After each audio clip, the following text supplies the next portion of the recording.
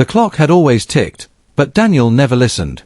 He lived like most of us do, busy, distracted, always reaching for something but never quite present. His life was filled with "I'll do it later, I'll start tomorrow, there's still time." And that lie, that belief that time is endless, it followed him everywhere. He was smart, gifted, full of ideas that could have changed lives, but he believed he had all the time in the world to act on them. So he delayed. He'd start his dream project next month. He'd call his dad on the weekend. He'd spend time with his family when things slowed down. But life never slows down for people who delay. And time never waits for people who hesitate. Daniel's life was on autopilot, routine, predictable, and hollow. One afternoon, he missed a call from his father. No big deal, he thought. He'd call him back later. But that voicemail, it would become the last words he'd ever hear from the man who raised him. "Hey son. Just checking in. I'm proud of you. Call me when you can." But later never came. That same night, his father died in a car crash, a tragic, random accident that stole the man who had been quietly waiting for his son to show up. Daniel collapsed. His world didn't just crack, it shattered. Not just from loss, but from the weight of all the could-haves he would carry forever. The conversations he postponed. The questions he never asked. The love he didn't say out loud enough. All because he thought there'd be more time. In the days that followed, Daniel barely spoke. He sat in his room, listening to the haunting tick of the wall clock. Tick, tick, tick, each second a sharp reminder of how much he had lost. That clock, which once went unnoticed, now screamed at him. It wasn't counting time anymore, it was counting regret. Every second he wasted, every moment he ignored, came crashing down. And something shifted inside him. A fire ignited, not just from grief, but from guilt. The truth was undeniable now. Time is ruthless. It doesn't care if you're not ready. It doesn't pause for your laziness or your fear. It keeps moving, even after the people you love stop breathing. And suddenly, Daniel knew, if he didn't change now, he would lose everything else that mattered too. Daniel didn't wake up with a smile. He didn't wake up with motivation pumping through his veins or some magical burst of inspiration. No. He woke up in silence. The kind of silence that weighs heavy on your chest. The kind that follows loss. But this silence, it wasn't empty anymore. It was full of realization. Full of clarity. For the first time in his life, he heard time. Not just the ticking of the clock, but the space between the ticks. The silence between each second that reminded him, you're still here. But someone you love is not. He sat on the edge of his bed, staring out the window as the first light of morning stretched over the world. The sky wasn't even awake yet. But Daniel was. Not in the physical sense, but in the way a person wakes up spiritually. Something had shifted in him. Something irreversible. So he did something simple. Something radical. He stood up. Not out of routine. Not because he had to be anywhere. But because he could. Because his father no longer could. That realization hit like a freight train. You have the gift of this day. So what the hell are you doing wasting it? Daniel walked to his desk, opened a notebook he hadn't touched in months, the one where he had once dreamed of writing a novel. He dusted it off. The first page stared back at him. Empty. Waiting. Just like his life. But this time, he didn't stare back. He wrote. Not perfectly. Not confidently. But honestly. One sentence. Then another. And then a full page. For the first time in years, he poured out his soul instead of postponing it. It wasn't about writing a masterpiece. It was about proving to himself that he was no longer a prisoner of procrastination. That his excuses died the day his father did. Because loss doesn't just steal people, it steals illusions. The illusion that we have time. The illusion that someday we'll always be there. Later that morning, he grabbed his keys, got in his car, and drove 2 hours to see his mother. No phone call. No planning. Just action.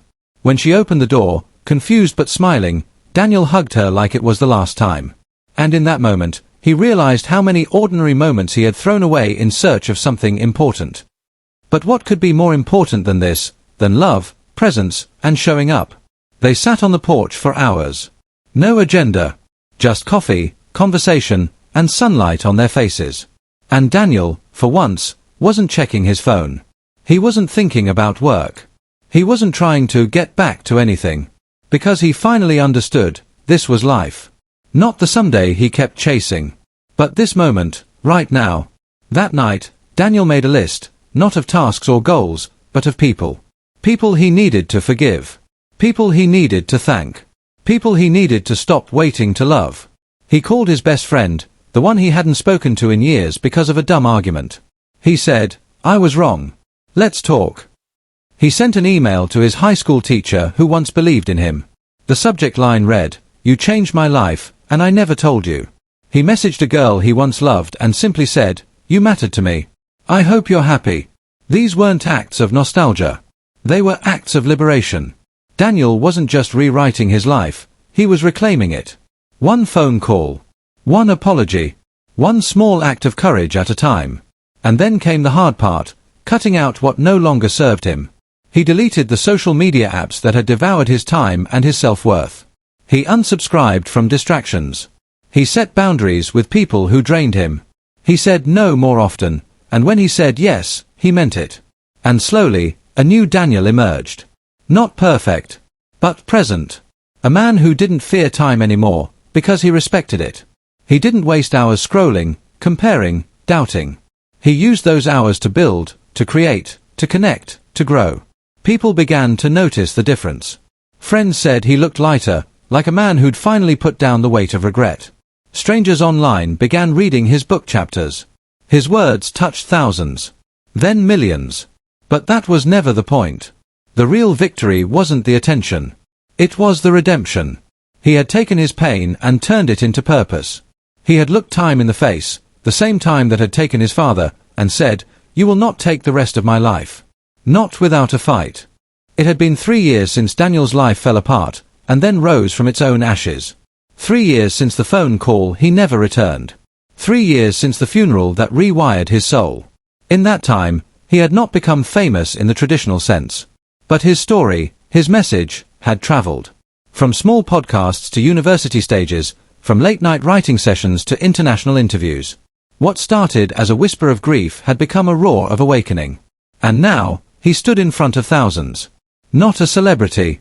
Not a guru. Just a man who once wasted time and lived to regret it. But also a man who learned, too late, what too many people never learn at all, that life is now. He stepped on stage holding a small clock. Simple.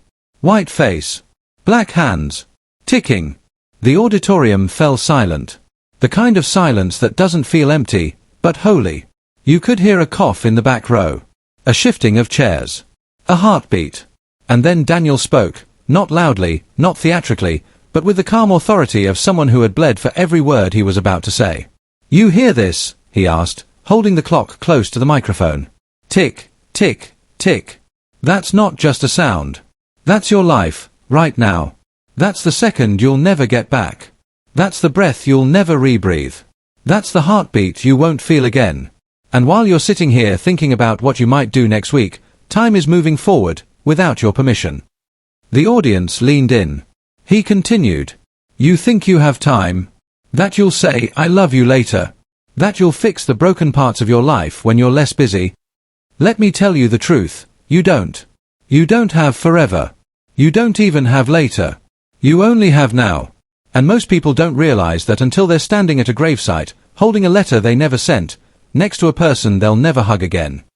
The words hit like lightning. Daniel held up the clock again. This little thing doesn't care about your fear. Your excuses. Your schedule. It just keeps ticking. It's not evil. It's not merciful. It's just honest. And if you keep wasting your seconds on people who don't value you, on dreams you keep postponing, on distractions that don't build you, then you are choosing to die slowly. The room was still. People weren't just listening, they were feeling. Then Daniel shifted his tone, quieter, more intimate, like he was speaking to each person's private pain. "You want to change your life? Do it now. Say what you've been holding back. Forgive the one who hurt you, not for them, but for your peace. Start the thing that scares you. Post it. Write it. Launch it. Say it. Move. Don't wait for a sign. Don't wait for perfect. Don't wait for January 1st. That clock doesn't care about your calendar, it only cares about movement." He walked slowly across the stage, then stopped in the center. One hand in his pocket. one hand still holding the clock. My father didn't get tomorrow, he said, his voice cracking for the first time. And I didn't get another chance to tell him I loved him. I didn't get to say I was sorry. But you still have a choice. You still have time. Not all of it. But this second, this breath, is yours. So what will you do with it? A pause. A long one. And then, he said the line that would go viral, be printed on posters, echoed in TED Talks and classrooms, and whispered between strangers on park benches for years to come. Time isn't taking from you. You're giving it away. One unimportant minute at a time. And then he walked off stage. No curtain call. No fireworks. Just silence again. But this time, it wasn't the silence of loss, it was the silence of a crowd whose souls had been shaken awake. So now it's your turn. You're not reading this by accident. You have seconds, right now, slipping through your fingers. Ask yourself, who do you need to call? What dream do you need to start? What pain are you still holding on to? And how long are you going to keep telling yourself, I'll do it tomorrow? Because you'll never get this moment again. So don't waste it.